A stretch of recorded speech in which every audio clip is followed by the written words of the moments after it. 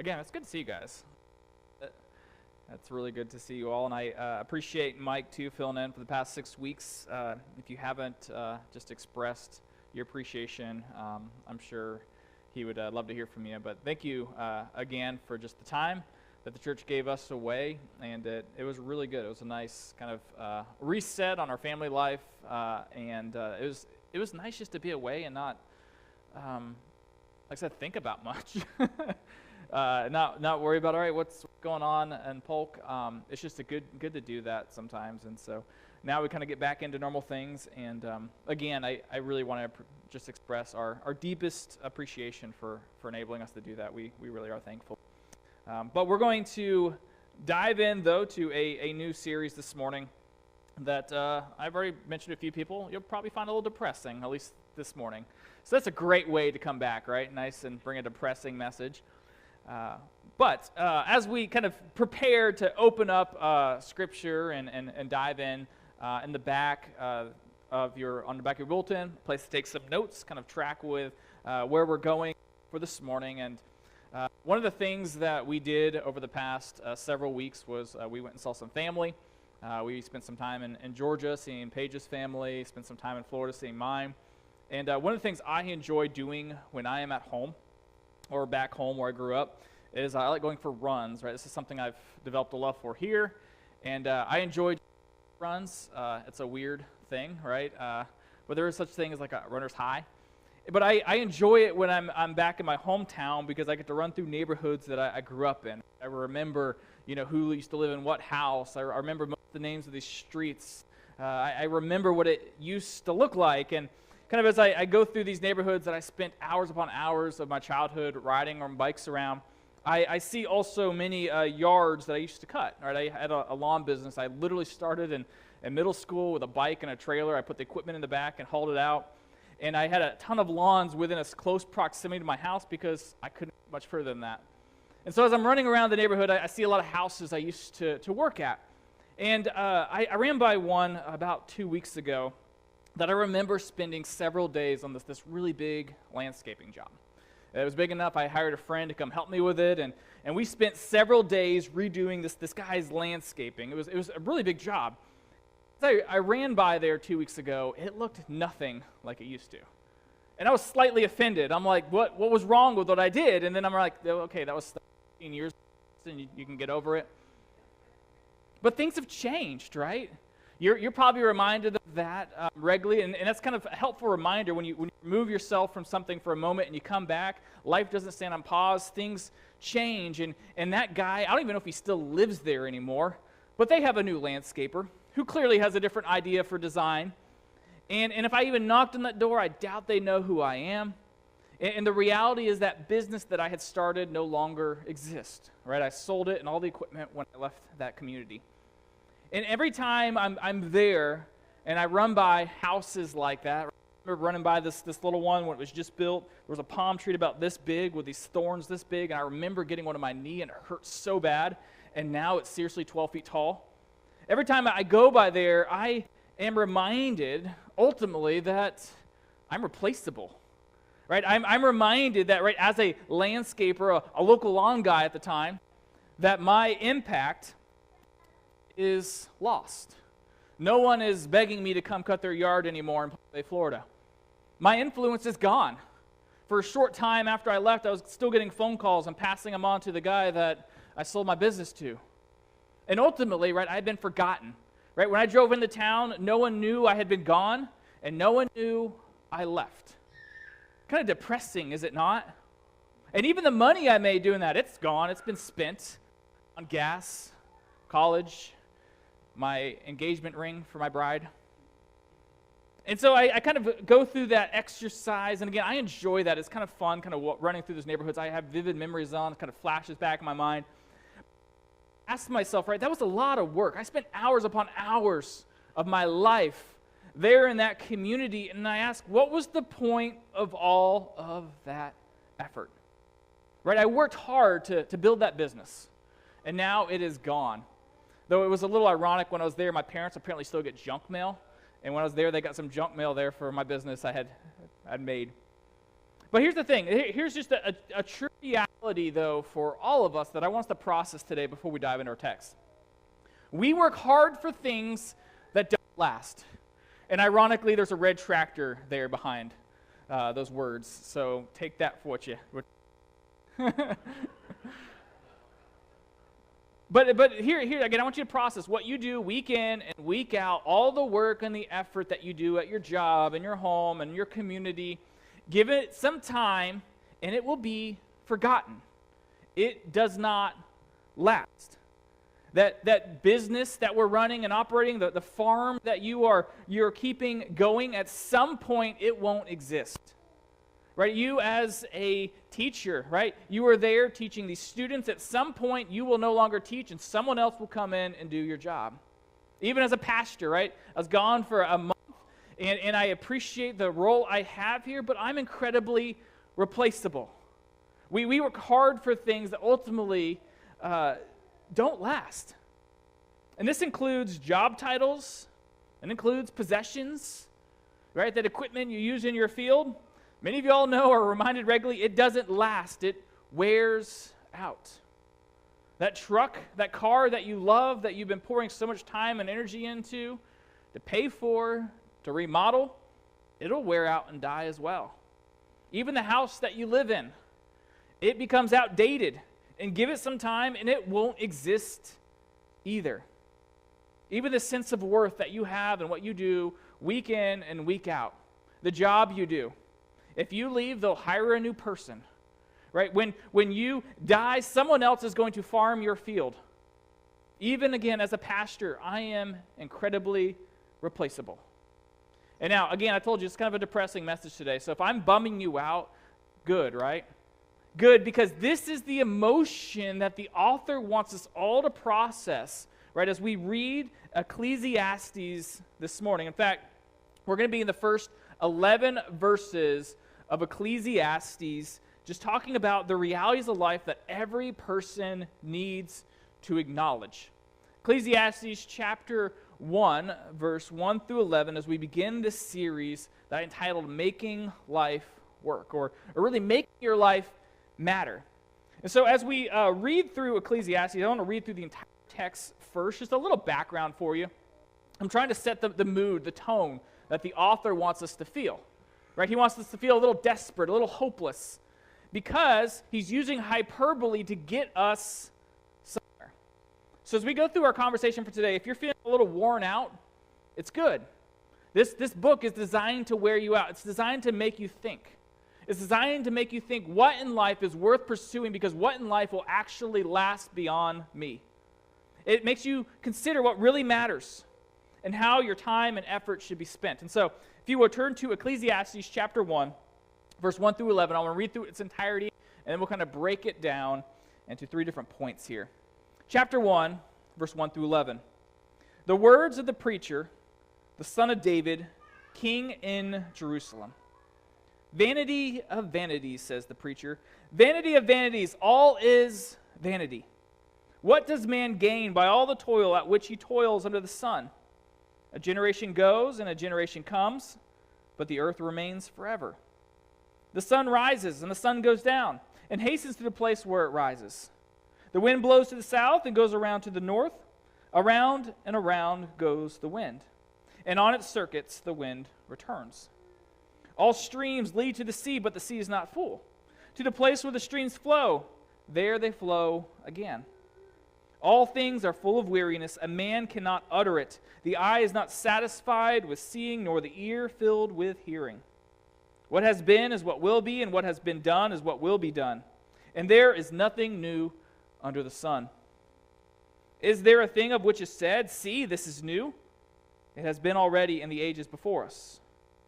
There is no remembrance of former things, nor will there be any remembrance of things yet to be among those who come after. So again, we read that and you're like, man, what a depressing note to come back to, Justin. But I think this is an important message for us because, again, the author wants us to feel the sense of desperation, even a sense of depression about what we put all our energy and focus on. But I want to kind of take us through this emotional journey this morning because it really is kind of the theme for the entire book as we walk through it. And as a way of kind of prepping us as we walk through this, I want you guys to reflect back with me for a moment and think, how many of you all remember the last time you went out to eat? Do you guys remember where you ate at? Do you even remember what you ate? How many of you remember what you had for breakfast? We'll start there. Right? What did you order when you went out to eat? Do you remember the name of the waiter or waitress who served you? Do you even know the name of the chef who worked hard to make that? The reality is maybe some of you do. But what about that meal you had 3 months ago or 4 months ago? Right? The work of that restaurant has been forgotten in your mind. The name of the waiter or waitress, it was not even worth you remembering. Things are forgotten quickly. How about this? You guys are working hard this year, ramping up soon. There's going to be harvest time. But how many of y'all remember harvest season of 2015? Just 10 years ago. Anything about that season that you remember? How about last year? See, the thing is, right, you're deep in it this year, but you quickly forget what came before. And again, this isn't to blame you. It's not to say things don't matter, but that's just how we work as human beings. We forget what came before. All that work I did at landscaping, no one remembers, no one cares. What matters is, was their lawn cut last week? So one reality of life that we need to remember, this is where the author wants us to be emotionally as we walk through this text, is that most of our labor will be forgotten. There's an asterisk there in case you're not listening well, and you look back at the notes later and you're like, wow, this was a depressing message. But the majority of it, right, the author is using hyperbole here, right? He's using an extreme statement to make a point that most of our labor will be forgotten. What you do this week, you'll forget next month.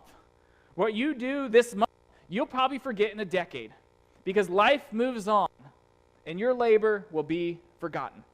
Let's look at our text, verse 1 through 2. The author says, "The words of the preacher, the son of David, king in Jerusalem." There we see at the very start, likely this book was authored in some capacity connected to King Solomon. People debate it, whether he actually wrote it or someone penned the words that he said. Doesn't matter. It's still authoritative. It's still inspired, and therefore it's still important for us to study. But a lot of scholars believe King Solomon authored this, the guy who is one of the wisest guys in the world. He's the king. He's got all the resources. And this is the conclusion he comes to in verse 2. "Vanity of vanities, says the preacher." Vanity of vanities. All is vanity. Now that is a word that you'll see reoccur over and over again in this series, the word vanity. And so let me just kind of clarify what this means. When it's used here in this text, it has a negative connotation. Hevel, right? It literally, most translations translate it vanity. Maybe your translation says futile, but it means multiple things, all of which kind of have a negative connotation, right? The idea, right, a warm breath or a vapor. Think of on a cold morning, you step outside and you breathe, right? You see the water vapor come out of your mouth, you see it for a moment and it's gone. You can't grasp it. One scholar I read, he says it's like trying to hug a cloud. You can see it, but you can never get it. It's connected in the Hebrew text with idols. You see them, people worship them, they spend a lot of time on them, but they don't exist. It's connected with the connotation of being absurd or useless. And so what we see here from Solomon, or the preacher, right, depending on who you believe is saying this, he says, all is vanity. And again, you read that and you're like, man, what in the world is going on in your life for you to present such a depressing message like that? I believe he got to a place in his life where he accomplished all that you could at the time. And he reached an age of maturity where he realized so many things that he had been pursuing ultimately are pointless. And he's using this, right? Not all is vanity. Not everything we do in life is absurd or pointless or futile. But he's using this as a statement of hyperbole. He wants us to realize that so many things that we pursue after on a weekly basis will not last long. That's why he says, all is vanity. He's trying to get the audience to a certain place of mind. Because most of us naturally think everything that we do during the week is incredibly important. We have a very high image of ourselves. we're very self-righteous. And so he's trying to help us realize something about life. Verse 3, I would say, is a kind of a key passage in this text. He says this, "What does man gain by all the toil at which he toils under the sun?" And something to realize about this text, he's not just talking about the work or the labor that you do. What he's doing is he's encompassing 2 points in a person's life, the day they are born and the day they die. So what do you gain from the time which you breathe your first breath to the time in which you breathe your last breath? And what he's saying is so many things that we do in our lives will not last. They will be forgotten. The labor that you will have this week in whatever job or a responsibility you have, ultimately you will forget, and everyone else will as well. So what are you doing that is going to last? And again, depressing message, but it's meant to evoke a sense of desperation, a sense of depression in many ways toward the things that we pursue on a regular basis. In other words, what he's saying there is, what lasting mark can you or I make on this side of heaven? What are we doing throughout the week that is going to outlive us? And what I hope you see in the book of Ecclesiastes, and this is kind of the theme of the book, this book might seem depressing, it might seem like your life is pointless or purposeless, but it's meant to make you rethink things. It's meant to be a book about living life. And the answer to that rhetorical question that he poses in verse 3 is that often a lot of that we toil for will not last. Which should lead us to asking our question. What do we do on a regular basis that will last forever? What fills your time that will matter for eternity? So our labor will be forgotten. Another job I had for a season while I was in seminary was cleaning pools. Here is a pool in the spring. I looked at this. This was 1 week, and when I visited 3 days later, this is what it looked like. Spring was like the worst time to clean pools in Texas. Fall is bad, but once the leaves fall, you're done. But live oak trees, they will drop in the spring, and afterward, they'll put out these little buds. It's like pollen. It's pretty much like fertilizer for a pool. And so you will spend hours upon hours, those pictures do not do it justice of how nasty these pools are. Hours upon hours of cleaning these pools, and a few days later, after a rain and some wind, they'll look like that. It was like you weren't even there. In fact, you're leaving sometimes as the wind's blowing and leaves keep getting in, and it's like, what was the point of all of that work? Your labor feels and seems useless. And we all want to make a big impact in this world. We want to leave a deep legacy, but what Solomon tells us here in Ecclesiastes is that your labor will likely be forgotten, and your impact on this world will likely be imperceptible. Again, a very depressing message for this morning. We all have a very high image of ourselves, and so this hyperbole is necessary to make us process the purpose of why the text was written. And that is that we think we're all so important. We are so important in the jobs that we do, in the communities we live in, that we think no one will forget us. But the reality is, give it a generation or two, and no one will even know who you are, let alone probably your name. Right? Who was the pastor of this church 50 years ago? Most of you probably don't know. Our impact will be imperceptible. Let's walk through these verses. And again, author's using hyperbole to make a point here. Older man, a wise man who's lived life, accomplished it all. He says this, a generation goes and a generation comes, but the earth remains forever, right? Each generation thinks they're special and they're different, but they're all the same. And the only thing that lasts is the earth. And again, this is hyperbole. We know from eschatology that there will be a new heaven and a new earth, but the author is making a point here. Verse 5, the sun rises and the sun goes down and hastens to the place where it rises, right? Kind of personifying the cosmos, right? Like the sun is trying to do this task every day, yet every day it doesn't complete it, and it's got to start over again with each new. The wind blows to the south and goes around to the north. Around and around goes the wind. On its circuits, the wind returns. Again, just showing the perpetual motion of the earth. Verse 7, all streams run to the sea. The sea is not full. To the streams flow, there they flow again. Right? The river, the Platte River, constantly flows most of the time. It does dry up sometimes. But it constantly flows right into the Missouri, which goes into the Mississippi, which goes into the Gulf of Mexico. And if it's been doing that for thousands of years of all these rivers, you would think the ocean would fill up and we'd all be living in this big pool, right? We'd all be living on giant boats. But that's not how the earth works. And so it never can fill the ocean. Verse 8, all things are full of weariness. A man cannot utter it. The eye is not satisfied with seeing, nor the ear filled with hearing. There's always more to be had. Verse 9, what has been is what will be, and what has been done is what will be done. And I love this one. There is nothing new under the sun, right? This is why we study history, right? Same story, just told in a different way. Right? We are human beings. We all think we're important. Every generation thinks they're not that important. Verse 10, is there a thing of which to say, see, this is new?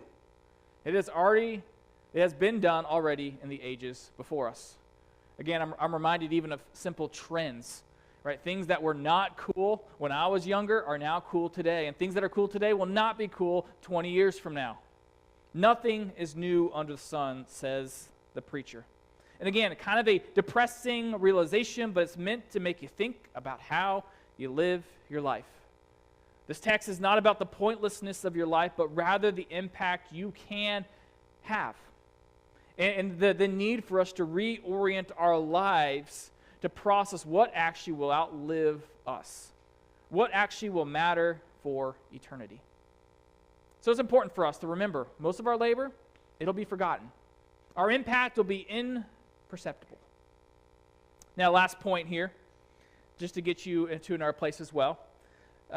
What would you consider in our country is one of the most important jobs to have? Probably say mom or dad. But outside of that, right, what is the most important job you would think in our country, right? I don't know about you, my mind goes to the president, right? How many of you guys think of the president of the United States as an important job, right? You're leading a important country. You have a lot of influence with millions, if not billions of people on an international scale. And so you would think someone who is the president would be remembered forever. With that being said, how many of you guys know the name of our 8th president? Some of you might. Maybe you guys are singing the song. Number 1 was George Washington. You'll get there probably. You'll probably remember his name, Martin Van Buren. I had to look that up. You might know his name, but anything about this man? Do you know how long he served? Do you know some of the things going on in the country when he served? Do you know where he was from? Do you know how long he lived? No, at best, he's just a footnote in history. It wasn't even that long ago. He's become a footnote in history and likely to be forgotten as time goes on. And this is a man who filled a very important job. So what does that say about you and me? And again, you might think, okay, Justice, surely we'll remember our presidents, but think of all the other world leaders who came before. Think of all the pharaohs in Egypt. Do you know any of their names? Do you know anything about them? Do you even know their names? There was hundreds of them. Think of all the leaders in Rome, that empire that shaped the world. Most people couldn't name more than 1 or 2, let alone any information about them. And that's not to say anything about you, but that's just the reality of life, right? Your impact will be imperceptible, and ultimately, your memory will be erased. Even those who are closest to us will forget us. Now, I know this community, you're probably a little more connected with the generations before you. But how many generations out can you go and still know the names of your family, right? Maybe 1, 2, 3. In my family, it stops around the mid-1800s when they came over this country because they didn't keep records. All burned up in Europe in World War II. Our memory will be erased, right? Maybe our kids, hopefully our kids know our name, our grandkids know our name, maybe our great-grandkids, but how many generations out can you go and tell me the names of your family members? Right? It's so fast. It's so quick, right? All is vanity. How long will history go before you are forgotten? This is the emotion that the author wants us to feel as we read these first 11 verses. All is vanity. What we pursue, what we focus all our energy on throughout our lives, throughout our week, much of it is burned up, it's forgotten, and it's imperceptible. Therefore, what will last? That's the kind of that question that remains. Last verse. Again, kind of a very key verse for our text today. Verse 3 was, and so is verse 11.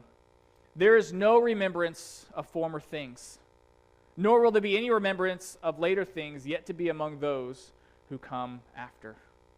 There is a very encouraging note that the preacher leaves us with here in Ecclesiastes. Likely the things that you pour so much energy and focus and importance on will not last. And again, all of these points I made today, they're hyperbole. But it's important for us to lean in that direction, because naturally as human beings, we think of ourselves as self-important. We think of ourselves as being remembered. But what the preacher lets us know here in Ecclesiastes is that so much of our energy goes to things that won't last, that don't make an impact, and that we will be forgotten. And so again, the question that remains then is, what are you doing today? What are you putting your energy in that will actually last for eternity? And that's really kind of where this series is going to take us, right? How we make life work. How to make our life matter. What are you doing today that will matter for eternity? Now, I mentioned to you, obviously, when I would go home, I'd love running through the neighborhoods there. I remember the homes and houses, yards I used to cut. I remember the names of most of the owners. And I am relatively forgotten there at this point. It's just my family, friends, folks from church. A lot of folks don't even know my parents have a son. They're like, oh, they got 2 daughters, but most of them I haven't met, right? Even in my home church I grew up in, like, it's 50% of people are different, and all the folks that know me there are older, because that's just how long I've been gone. But there is a older lady who lives around our block. Her name is Mary. And my dad tells me stories every now and then. She has this tiny little dog, and she'll walk around the neighborhood. And about 2 or 3 times now in the past several years, she's confused my dad for me. And so she'll see him, and she's like, oh, Justin, how you doing? And then either she thinks I aged a whole lot, or maybe she's going to get into that age herself. And the crazy thing is with that wasn't a great business guy, because I spent more time talking to people and hanging out with them than I did working on their yard. And, that was a lady that I believe I made an impact with, right? She had a daughter who lived in Houston, and so she'd go visit her, and she was afraid to drive, and so I'd bring her to the airport to get her to Houston, or I'd have a friend that lived in Orlando or worked in Orlando that would drop her off. I watched her tiny little dog for 2 weeks. This dog was crazy. All right? So I was able to make an impact based upon a relationship. I remember sharing the gospel with her. I don't know if she ever responded to it or not. But here's the thing, not everything we do is forgotten. Not all of our labor is in vain, but this text is meant to make us reorient our life. What will actually matter? Right? The lawn was just a means of getting to know somebody. That business is just a means of making an impact for eternity. It's not about growing the crop, right? It's not about making the profit. It's about what you're doing in the meantime with it. And so we're going to get there more as we go through this series, but I want to leave you with 2 questions that are probably not written well. I read this again after I wrote the questions, and, do what you would want with it. But question number 1 to kind of think or consider here. What are you doing today that will matter in eternity? And number 2, what in your life needs to change to better make a positive eternal impact? Because that's kind of the focus and the point of the first 11 verses, to make us think. What are we pouring so much time and energy to that is going to matter? Because majority of it will not for eternity. Let's bow our heads in a word of prayer. Joe, thank you for this text, and frankly, this humbling reminder of how we spend our time. So many of us are so focused on making that profit, paying those bills, making a name for ourselves, growing our business, and all of that, in the grand scheme of things, will be forgotten. Memory will be erased. We'll become, at best, a footnote in history. And so, God, I pray that you humble us. I think every single one of us needs a bit of humbling when it comes to that. We all think of ourselves as being very important. But, Lord, we're all replaceable. And, Lord, we are all created in your image, and we are meant for eternity. Help us to stay focused upon that reality. Help us just to process even this week about what we do and how we use our time and what ultimately is going to matter in eternity versus what will be burned up and forgotten in the pages of history. Lord, thank you for this church. Lord, help us to have that eternal focus of seeing this community transformed by your message of the gospel. I love you. I love this church, and I'm thankful for it. Bless us this week. In your name, amen. you.